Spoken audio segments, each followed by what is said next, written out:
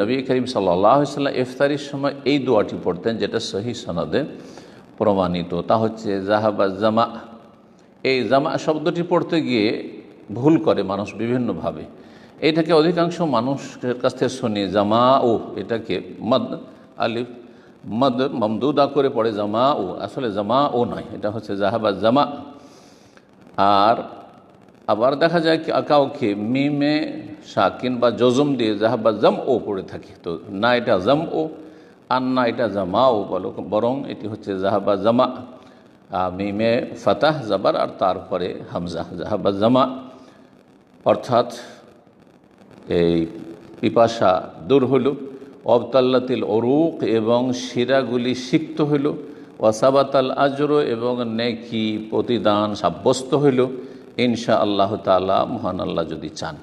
এ হাদিস আবু দাউদে রয়েছে, নাসাইর সোনানে কুবরাতে রয়েছে এবং হাদিসের সনদ হচ্ছে হাসান, গ্রহণযোগ্য।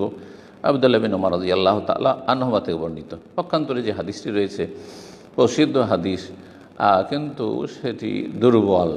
আল্লাহু আলাকা সুমতু ওয়া আলা রিজকিকা আফতারতু, সেটি দুর্বল।